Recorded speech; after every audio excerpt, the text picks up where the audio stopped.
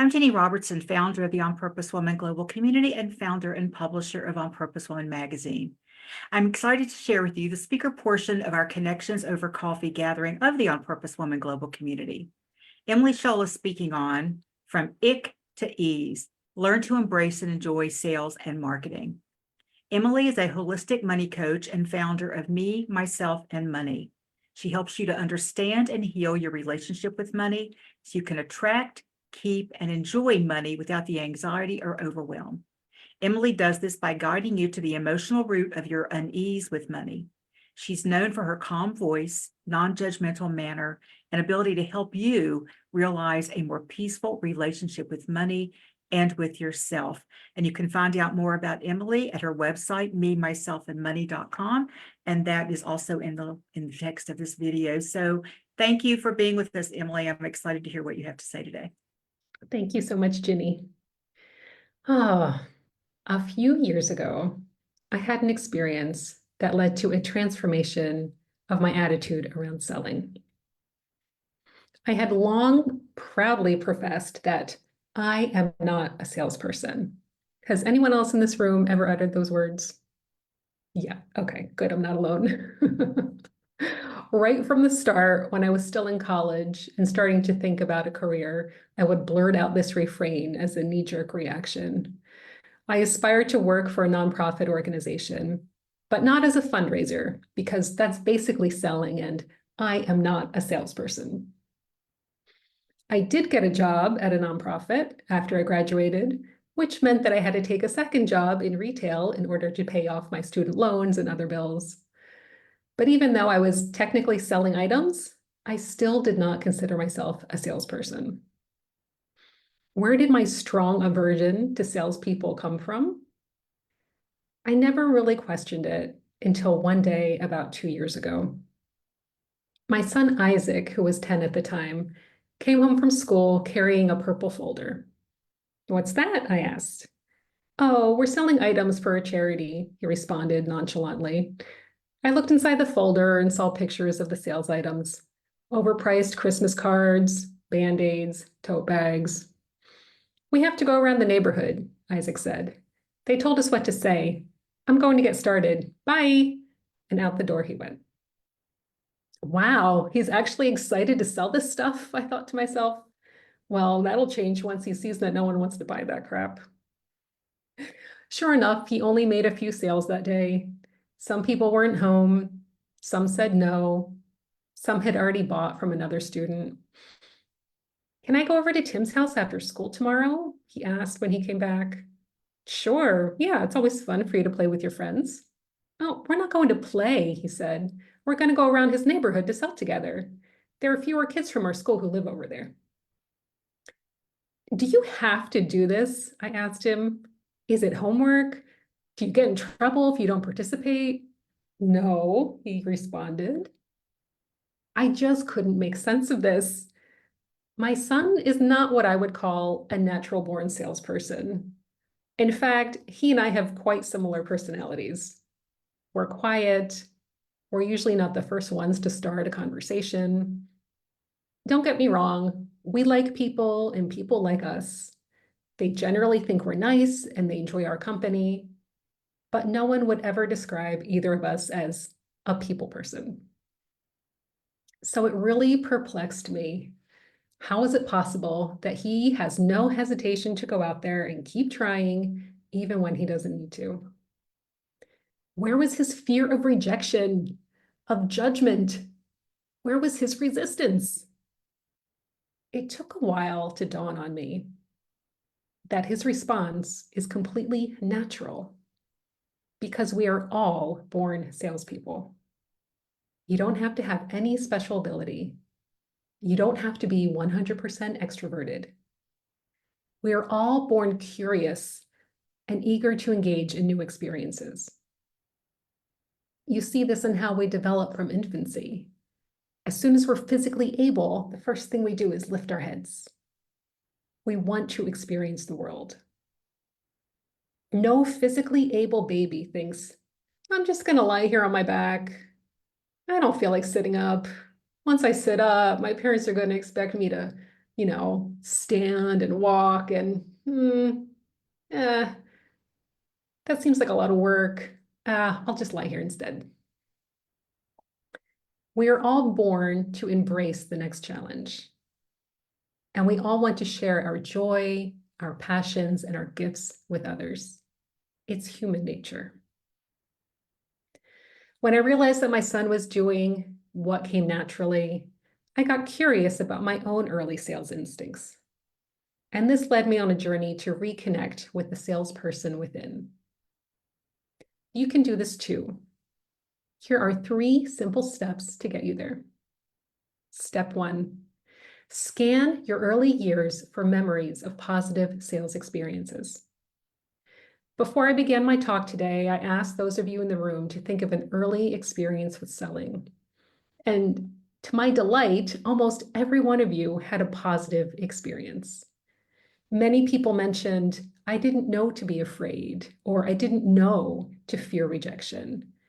It's a natural instinct that we have to want to do these things.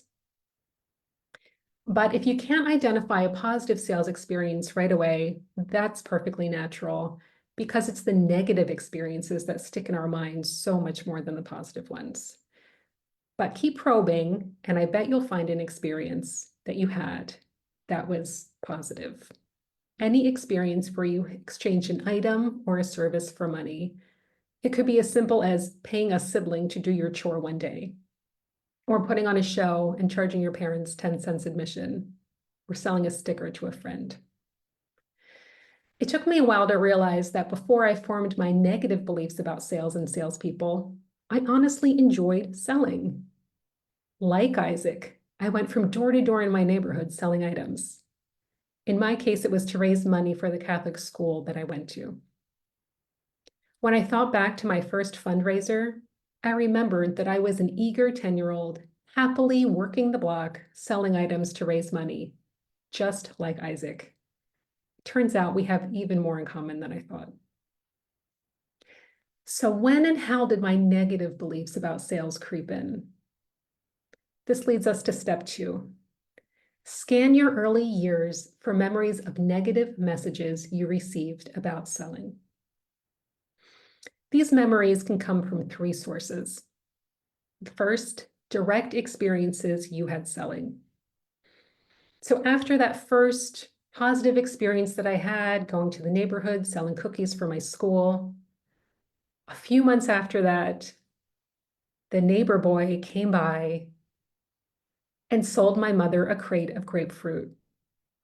I came home from school that day and she was angry at me. Emily, I had to buy this grapefruit from the neighbor because she bought cookies from you. I don't want you going out there and selling your stuff around the neighborhood anymore because I'm going to have to buy this stuff. I don't even like grapefruit. Who's going to eat all this grapefruit? I didn't want to buy it. That was my first negative sales experience.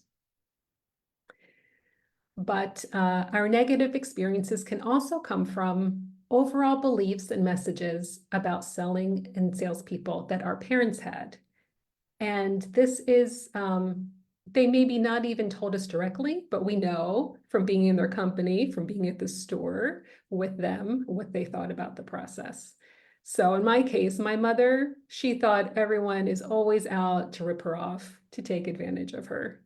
So when I started my own coaching business, when I was selling my products, I always had in the back of my head, like, oh, is this worded okay? Or are people going to think this strategy is kind of sleazy? Do they think I'm taking advantage of them?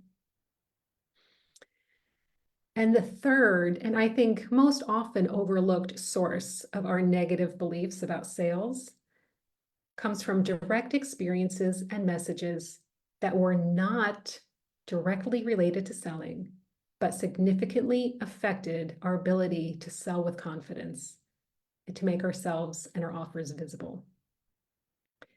So I'm going to read a really short list, but I invite you to close your eyes as I do, if you feel comfortable, and just notice if any of these statements resonate with you. These are some things we might have heard growing up. Don't be pushy. It's rude to ask for things directly. It's rude to talk about yourself. No one likes a bragger. Don't bother people.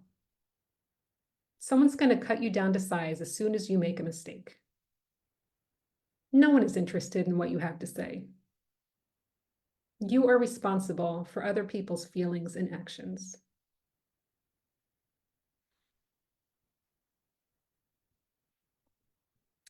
So that's a short list, and there are many, many others that we receive growing up.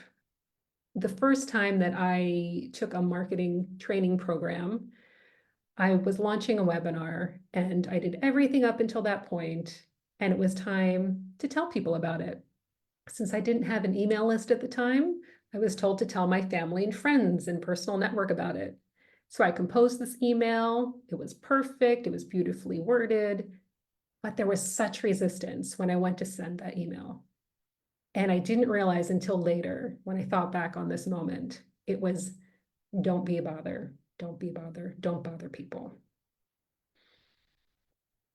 So this exercise, at the very least, will remind you that the negative beliefs that you carry about selling, about visibility, that they don't belong to you. They were imposed on you, and that they do not necessarily represent reality.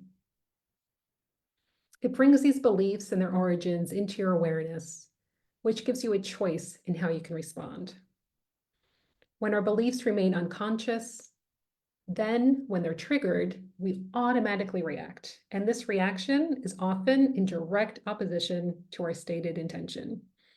We want to launch a new program, so we create social media posts and a launch schedule, but then a voice pops up. It says, no one wants to hear about my program. I'm bothering my poor friends. No one's going to see my posts anyway. Oh my gosh, I made a typo. Everyone's going to think I'm a complete idiot. And that takes us away from the action that we want to create. But once we're conscious of our beliefs, they lose their power over us, and we get to decide whether the belief is helpful in that moment or not. We can think, oh yeah, I made a typo, but the rest of the copy is good, and my program is good, and I'm excited for people to see this. Okay, now our final step, step 3. Rekindle your enthusiasm for selling your services. There are a variety of ways you can do this. If you don't already, you can keep a file of all the testimonials, compliments, and positive feedback you receive from clients. Having them all in one area, even in one document if you can be such a powerful resource.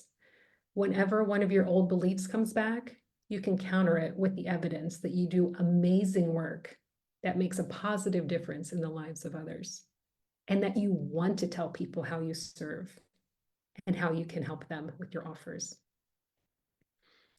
You can try something new.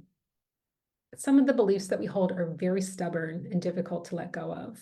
So if they're resisting, you can try just to kind of fool them by taking a different approach. One thing you can do is create an incentive for yourself. If you're launching a program and no one is registering and you're second guessing everything, you can tell yourself, I'm going to follow my launch plan. Regardless of whether anyone registers, I'm going to give myself a massage the final day. You can gamify the experience. When I worked at that retail store, I was not in the top 5 salespeople, I would say. And there were only 6 of us working there. But at Christmas time, they had this game, the bingo game, and they matched items in the store that you had to sell together to get your bingo roll. And I love games and I'm competitive. So this really got me going, and I had more sales than ever before. So you can try this on your own. I actually looked at some resources for like solopreneur games, solopreneur selling games. I didn't come across any, but if you think of any, please share them in the community because I think this is a great idea. Or you can also gather together with some colleagues, fellow coaches, and come together and invent a friendly competition among you. You could also join a group, which I'm sure many of you have. This is something that many of us do when we start a business to learn how to sell, market, or launch our products and services. When done mindfully, you can learn so much.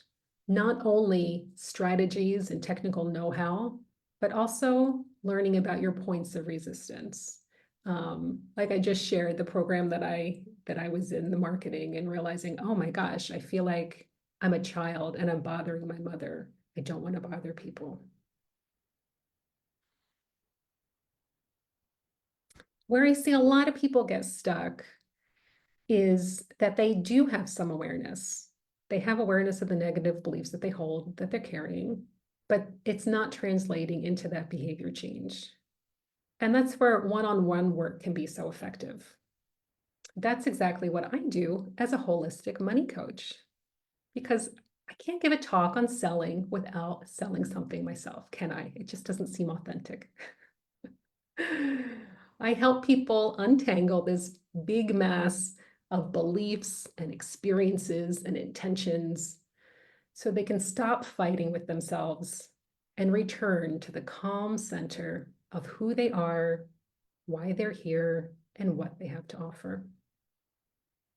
I am Emily Shull of Me, Myself, and Money, and you can learn more about holistic money coaching at memyselfandmoney.com. Thank you so much, and I look forward to seeing all of your sales offers out there in the coming weeks and months. Thank you, Emily, for a beautiful presentation and just great words of wisdom. And I would have been very disappointed in you if you did not have a follow-up, a call to action here somewhere. So I'd like to ask those of you who are in the Zoom room with us, to unmute yourselves so we can show Emily some love by applauding and shouting and screaming like you're at a rock concert or something like that. Okay, you all ready? Thank you, Emily. Great job, Emily. So much. Thank you. And I want to thank anyone who's watching this live or watching the replay on our YouTube channel. Please check out all the other women on our channel who share their gifts, their wisdom, and their expertise to inspire you to move forward, whether it's about your business or other parts of your life. If you want to join us for one of our Zoom gatherings or an in-person meeting in Columbia, Maryland, or Tallahassee, Florida, go to my website, opwgc.com, which is also in the text of this video, and check it all out. Thanks again for watching.